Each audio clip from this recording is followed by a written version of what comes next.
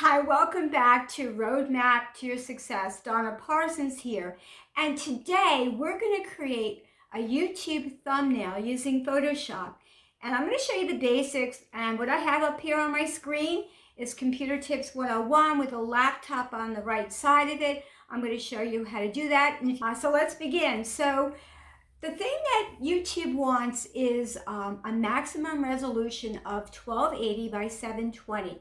So we need to create, the highest density of an image that we can. So let's go ahead and do that. So let's come up to File in Photoshop, come down to New, and I'm going to give it the name Thumbnail. Okay, and I'm going to preset it to custom. I have 1280 pixels by 720 pixels with a resolution of 72, and I'm going to leave the rest by default, and I'm going to click OK.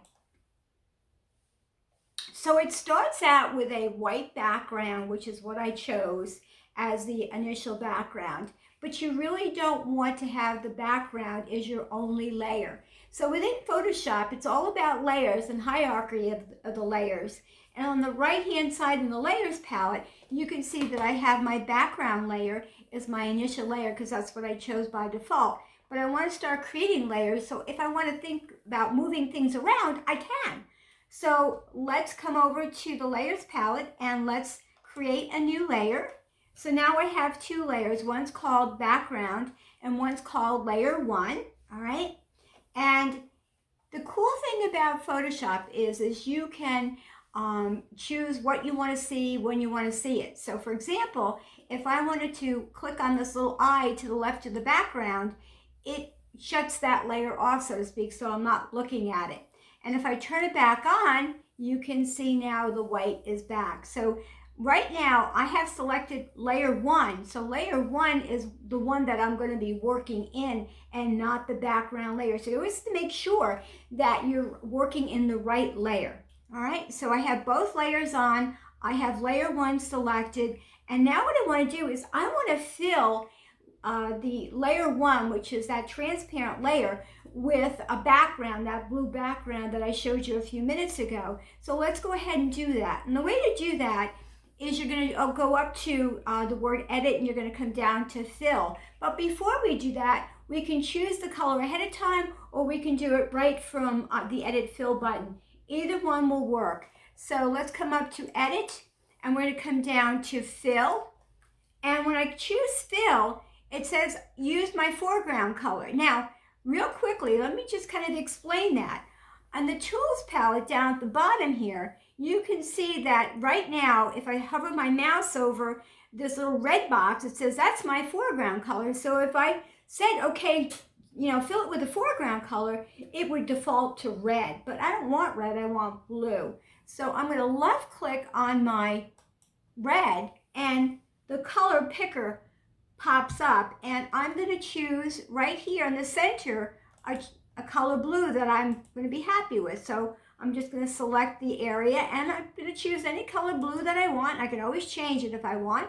So I'm going to left click on that color blue and I'm going to click OK. So now my foreground color is set for the color blue that I want. So when I come across the top, the menu, and I come down to the word fill, okay, and I say use the foreground color, and the default is blue, the opacity is 100%, and the mode is normal, but I'm going to fill it with that blue color. So I'm going to click OK, and you can see it fills it with that color blue. Super, super simple. If I wanted to change the color blue, I would just select a different color.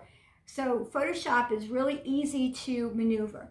So the next thing that we want to do is we want to create that rectangle, and I'm going to kind of pop back here so you can see what I'm talking about. We want to create this black rectangle box to put our text in. So I'm going to go back to my lesson, and I'm going to come down to the bottom right-hand corner, and it says create a new layer. So now I'm in my third layer, and this guy is going to be the rectangle, that black rectangle. And now this just says it's layer 2.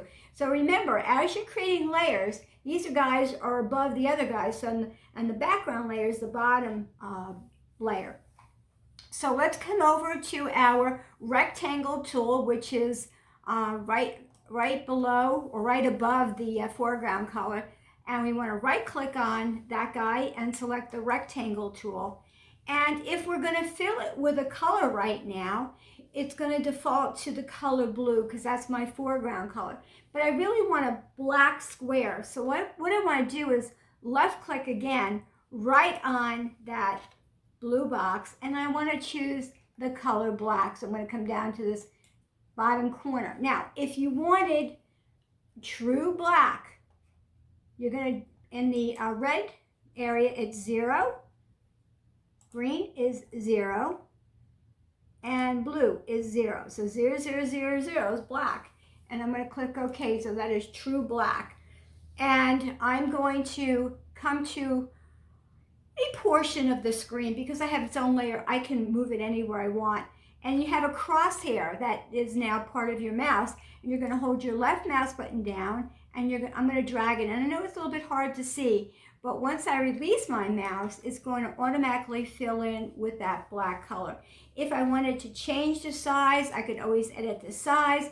If I wanted to move it, I'm going to take my move tool, which is up here, and I can move it. You can also change the size of it by putting your mouse right on the edges and dragging that in. So it's very, very easy to change or manipulate the rectangle that you created for your text. So I like where it is right now, and I'm happy where it is. And up the upper right-hand corner here, you have a check mark that says commit. So I'm happy with this. I want it. If I didn't like it and I wanted to redo that, I would just say cancel, and it would make that box go away. So I'm happy with that. I'm going to commit, and now I have my background layer. Now the next layer that I want to create is the one with the text in it. So I'm going to come back down to my create new layer, and I'm going to come over to my foreground color, and now I want the color red.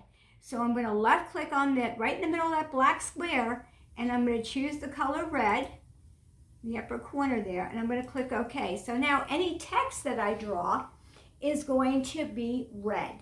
And I'm going to come over to my T, which is my type tool, and if I right click, you want to make sure that the little dot is next to the horizontal type tool, and I'm going to left click my mouse right in the middle of that black square, and I'm going to type in the word computer, for example. Okay. Now, sometimes it's not in center. That's okay. Just if you're happy with the font, if you're happy with the style, you're going to commit. So let's go ahead and commit. And now I can move that with the move tool anywhere that I want. Okay. Now, if I was unhappy with that text, because it's selected and because I have now the type tool back again, I'm going to left click on that type tool. I can left click my mouse and select that text, and I can change the font size, I can change the style. Now you see that I have 100 up here, and if you click the down arrow, it only goes to 72. So what you can do is you can left click your mouse right in that area, and you can back out. For example, if I back out and I said, okay, you know what? I want the font size to be 90 and not 100. So if I typed in 90 there and I press enter, you see now it works, and if I commit it, now it's a little bit smaller. So you can change that, and you can modify, and you can also add font sizes, make them a little higher, make them a little lower, whatever you need to do. So you're not stuck with that drop down box, okay? That's another cool tip. Okay, so you can go back and you can create more rectangles, whatever you want to say for your thumbnail. But the next thing I'm going to show you is this laptop here I imported from the internet, and what I did is it has a white background. So if I was to put this into my picture right now, into my thumbnail, it would have the white background. So I want to take the white background out of it. How do you do that? Super, super simple. So I'm going to come over to my magic wand, okay, and on my tool palette, you want to right click, okay, if the quick selection tool is selected by default, you're going to see that little brush. So you're going to right click your mouse and choose magic wand. And what I want to do is I want to select the white area. So I'm going to hold my left mouse button down and just click once. And it selects the area other than the laptop. And then what I'm going to do is I'm going to select inverse. So I'm going to do select and I'm going to inverse it. So when I inverse it, now only the laptop is selected. So cool, all right? So what I need to do now is just create a layer of just the laptop so I can bring it into my thumbnail. The way to do that is put your mouse anywhere within that area that you just inversed, right-click your mouse, and you want to say layer via copy. So I'm going to left-click on layer via copy, and if you look at my layers palette now, it says layer 1. It almost looks the same, but if I take my visibility off my background layer, now I'm just left with the laptop, okay? Super, super simple. So now I want to select just the laptop. And how you do that is come up to select and all, okay? Now make sure that you're on layer 1 and not your background layer, and make sure your visibility is off your background layer and you've selected layer 1. So now it's selecting my laptop. I'm going to come up to edit. I'm going to come up to copy and left click once. Now I'm going to toggle back over to my thumbnail photo, and I'm going to come up to edit, and I'm going to come down to paste. And there you go. How cool is that? So with my move tool, I can move this anywhere that I want on the area. So I hope that this helped you. And what I have to say, please subscribe to my channel. Thank you.